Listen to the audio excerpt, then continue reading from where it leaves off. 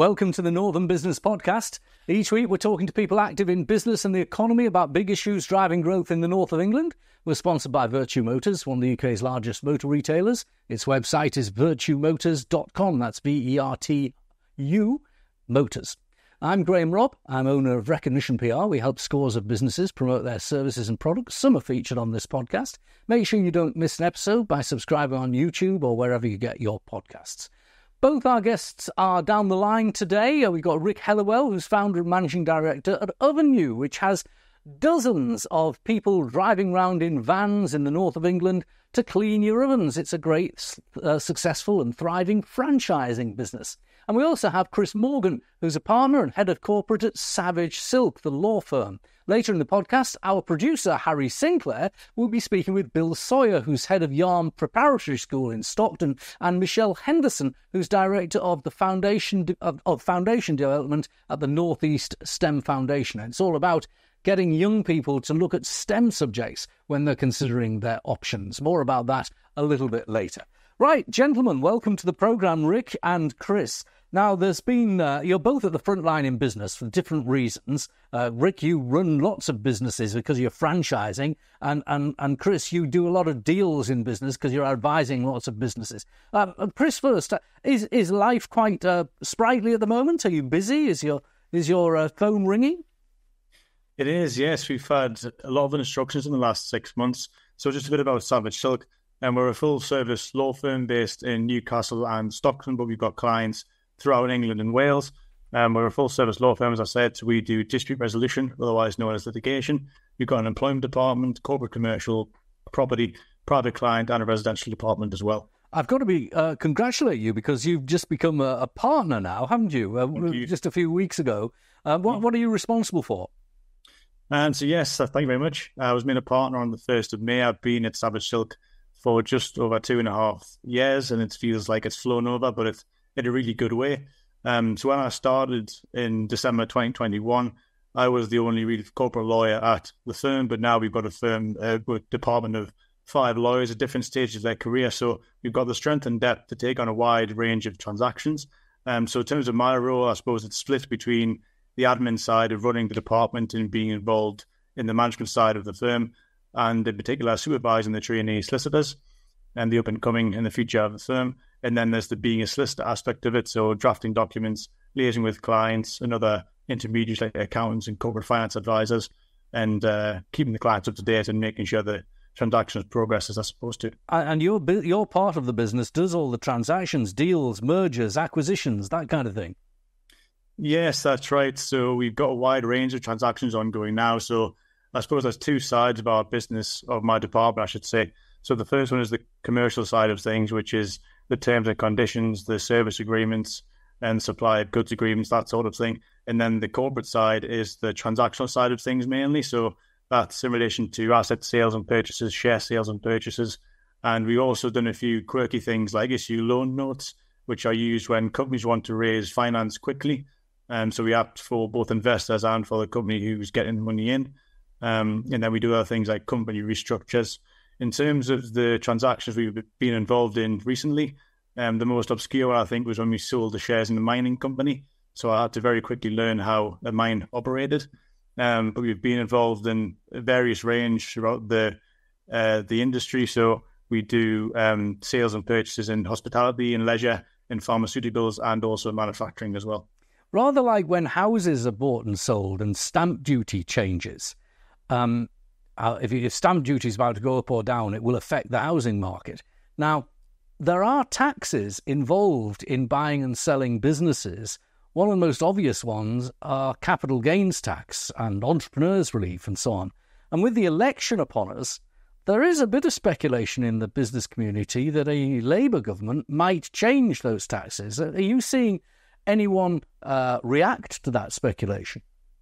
Yeah, definitely. I mean, we've got a couple of transactions, one where the client wants to get it completed before the end of June, because as you say, we just don't know what's going to happen on the 4th of July. I think it's the same whenever there's an election in the pipeline, that people want to have a bit of certainty so get all their ducks in a row before the election comes, so they can tie down and so they know what tax they have to pay. Okay, let's bring in Rik and find out about his business. Rik, you've been in this business for a long time now. It's a franchise business. Just tell our audience what you franchise. Good afternoon, Graham. Hi, Chris. So the Ovenu franchise is a bunch of self-employed individuals working in their own local territories, following a tried, tested, and trusted business model that, in our case, we've now had for just over 30 years. So the whole concept of franchising is extremely appealing. Not for everybody, but for those that are happy to replicate and duplicate what's already been done before, it's a really, really good, profitable route to market. So you get all the benefits of being self-employed, and also you're going to be trading under a huge corporate umbrella, but at a very, very local level. So yeah, it ticks an awful lot of boxes. As I say, it's not for everybody, but over the years, we've been fortunate to have recruited some really affable people. We tend to put square pegs in square holes, so we don't end up having bust-ups or ructions with the franchisees. We just kind of let them get on with it and provide them all the tools and products and bits and pieces that they need to deliver outstanding oven cleaning results for the consumers across the UK. So you've got these people in their vans going out to service and clean people's ovens and Argas as well, not just electric and gas ovens. And in the north of England, as I said at the introduction, you've got dozens of these people. And if you've got someone, you've got a territory that's maybe not got a franchisee, what would someone have to do to be awarded the franchise? Okay. First and foremost, as I say, Graham, we're looking to put square pegs in square holes. So we're not just looking to recruit anybody that turns up with a juicy bank balance and a pulse. We have a process, a recruitment process that we have to go through. Probably not dissimilar to some of the bits and pieces that Chris has got in place, where it's not just a tick box exercise. We need to make sure that we're putting the right people into the right territories.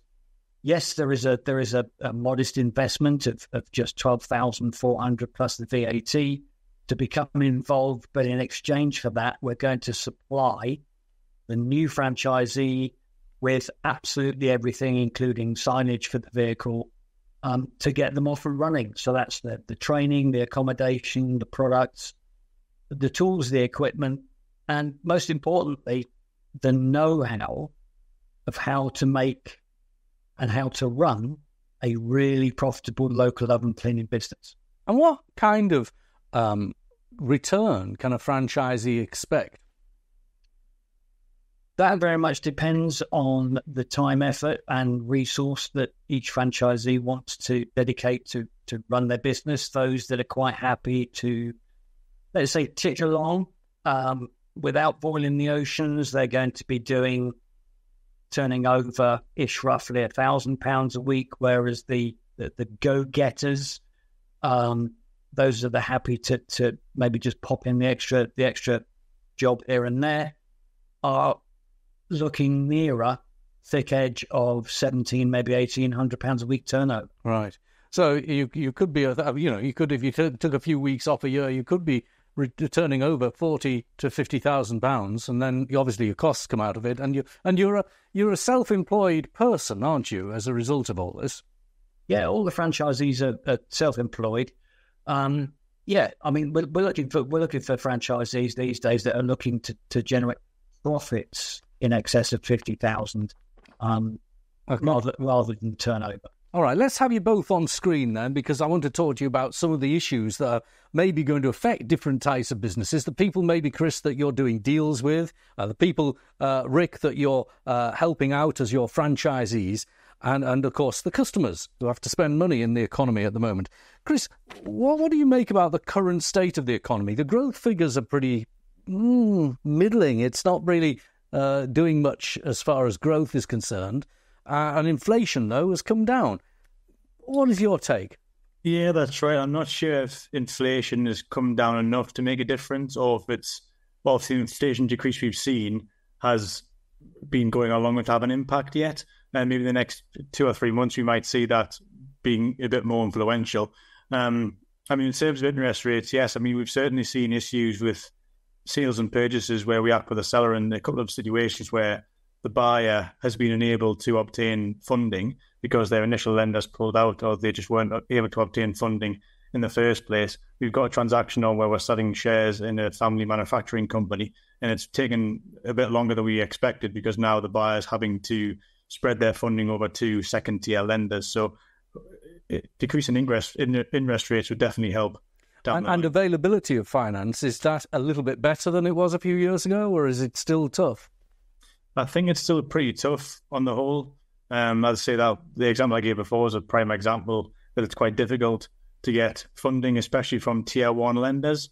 And I think when second-tier lenders get involved, they tend to want a bit more security. So you've got the normal personal guarantee from the director behind the buying company, for example, but then you've also got the charge over the property which the director might own or the buying company might own as well.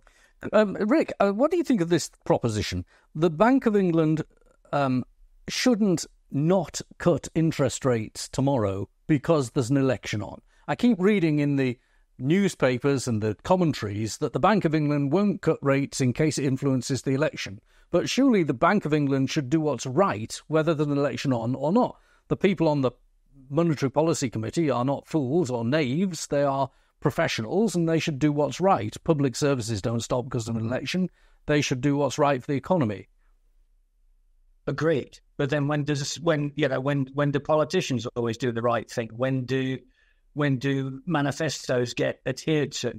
In fact, it's very interesting to note that Reform UK have actually completely renamed what they're bringing to the party by way of the business plan as a contract. A signed contract that everybody would like to think would be or could be legally binding. The Bank of England, as far as I'm led to believe, is supposed to be completely independent from anything sway. But it's interesting to note that all of the local councils, I believe, through the UK, right the way from 3 weeks ago up to the election, I think there's this 6-week period where they can't fundamentally do anything. Yes, it's called purdah, and I think there's a lot of excuse making as well. I did notice, I checked this out, in 2001, people on the Bank of England MPC voted to change rates. In 2005, during the election, people on the Bank of England voted to change rates. Now, there weren't enough votes to actually change the rates, and the same thing happened in 2019. But if they had enough votes to change the rates today, you obviously think they should. They should be allowed to. Do you think that rates should change? My view, personally, is that we are in the right environment for a modest cut. I don't think it would be inflationary, and the growth is proving stubbornly low, so why not? Things are going the right way, as Chris alluded to. Inflation, look, whether it's 4%, whether it's 2%, it's still inflation. Things are still going up. The cost of living is still getting tighter and tighter and tighter. What would be ideal, and I know that it's probably more of a utopian dream than anything else, is in certain instances, as we've got in the utilities, we have deflation. And if that could produce a period, maybe 2 or 3 quarters of zero inflation, where you've got a few bits going up and a few bits going down, that would give people and businesses a lot more confidence to lend, to borrow, to pay their bills. I'm not sure I agree with you, actually, Rik. I mean, we had deflation. Say there was deflation in the car market. Then if I wanted to buy a new car, I'd say, oh, well, it's coming down next month. I won't buy it. I'd delay purchasing all the time and the economy would grind to a halt again. I don't necessarily subscribe to that, because with the yin, you've got the yang. So, would you cut rates, Rik? Would you cut rates if you were on the Bank of England committee today? Would you cut rates? No. And what about you, Chris? Where do you stand on that? I would personally. I don't. We have a shadow MPC, and it was marginal. Few people said they would. Few people said they wouldn't. Yeah, I think on the whole, I probably would. Maybe a 0.25% would be quite good. I mean, I think you're right in the context of an impending election. I think, unfortunately, theoretically, the Bank of England should do what's right. Unfortunately, in practice, I'm not sure that really works. Because when people have got money in their pocket and have got some spending power, then the government tends to be on the up. When people haven't, the government tends to be on the down, whether or not it's the government's fault. So I think in the context of an election, if you want to keep it fair, I think the Bank of England should keep it the same. And then maybe at the end of July, once the elections happen, then decrease the interest rate. Now, all the major parties have put out their policies. I don't particularly want to ask you to advocate for an individual party, but have there been things that have been said maybe across the piece that you'd like a bit of this and you like a bit of that? If you could select a la carte for each party's proposals, is there anything that grabs you? I quite like the tax cut for self-employed people that was proposed, but I think it was the Tories proposed that. You've got a lot of self-employed people. What do you think about that one, for instance, Rik? We have excuse me. Yes, all of the franchisees are self-employed. I believe they've already got shot of the Class 2 NI and nibbling away a couple of percent on the Class 4. I don't think it's really going to make a blind bit of difference. So to that end, I rather like the sound of increasing the threshold under the reform contract, tickle that up to £20,000. I think that would have a massive positive effect. Okay. Chris, have you seen anything a la carte in proposals that, you thought that's quite sexy? Yes. So I think general comments from Labour about the environment seem to be fairly positive. So from a non-sort of solicitor point of view, a general perspective would be tax breaks for electric car regimes, whether that's the firms that manufacture them or sell them or the individuals who take them out, maybe through a salary sacrifice scheme. But I also think more generally speaking about the environment, that investment in nuclear power would be good. I think wind and solar can take you so far, but you need a lot of infrastructure on those two bases, whereas nuclear can fulfill a lot of environmental needs fairly easily. Okay. And Rik, we were talking about inflation. Have you, because it's all about the prices people like you have to charge customers, have you found it difficult to keep a lid on prices? And customers don't want to see them going up every time they have the oven cleaned. What measures have you taken, productivity-wise and IT-wise, to keep a lid on them? It's not just what we do that people don't want to pay more money for, Graham. I think I'm pretty sure people aren't over the moon at having to pay more money for a loaf of bread and a pint of milk. All right. What we tend to find in the service industry sector as a whole is that people will still spend money on our service gladly, because they know what it is that the features and benefits that they're going to gain as a result. What we found is they just tend to move their next clean, the scheduling just becomes a little wider, so the dwell period just extends a wee bit. But as that happens, what we also tend to find is that people that maybe once upon a time were looking to replace their appliance are now coming on board and working out that not just from a financial point of view, but from an environmental point of view, it is way more cost effective to get us in than it is to get the likes of Currys and Dixons. Okay, well, listen, Rik, on that nice bit of advertising, I'll leave it before I go to Chris for the final word. But the last question for you is, in the north of England, do you have any franchise zones that you've got free that if people wanted to buy a franchise from you in the north? Yes, we do. We'd be very interested to talk to anybody in northeast, northwest, couple of pockets in Yorkshire as well. So, yeah. Right. People just dive onto the website, ovenu.co.uk, have a hunt around for the franchise button in the main nav, and they'll be able to find any and all of the available territories, including one or two existing businesses that are up for resale as trading businesses. Going concern. Excellent. Very healthy turnovers. Very good. And Chris, I'm going to give you the last word. We were talking about inflation. You run in a solicitor's practice of dealing with corporate clients.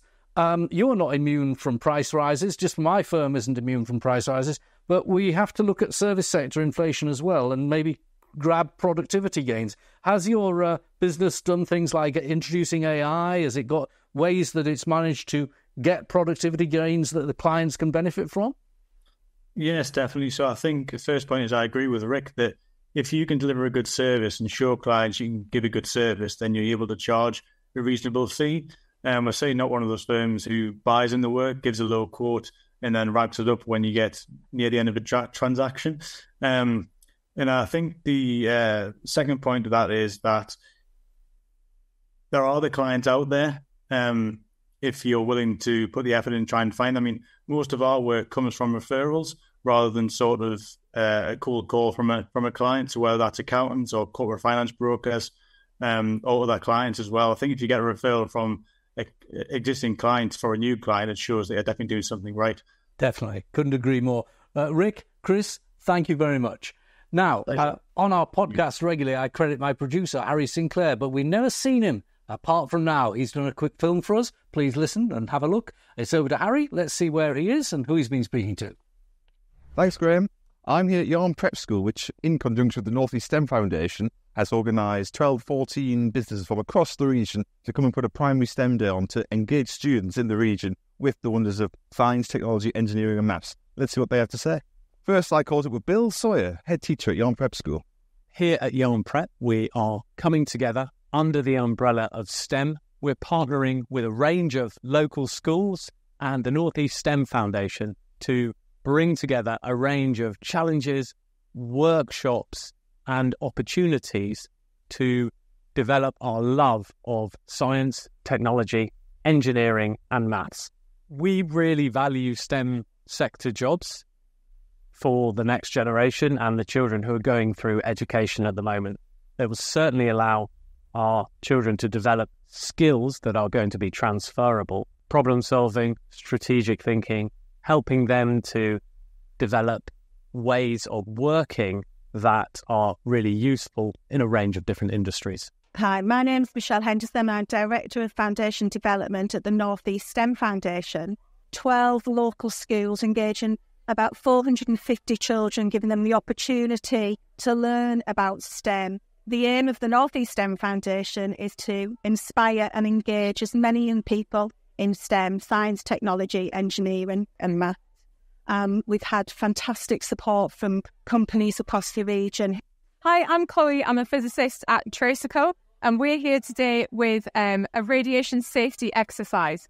So the students have been presented with a scenario where we've lost a radioactive source and they have to find the source in a safe way. So they're using personal protective equipment, they're learning a bit about different radiation detectors that we make, as well as how to safely find radiation and to make the situation safe. I think these events are really important in just introducing young people to the amount of different careers that are available within STEM. I didn't have anything like this when I was younger, and I can only imagine that if I knew more about the different roles that were available, it would have helped me to sort of understand more about STEM and the potential futures that were available to me.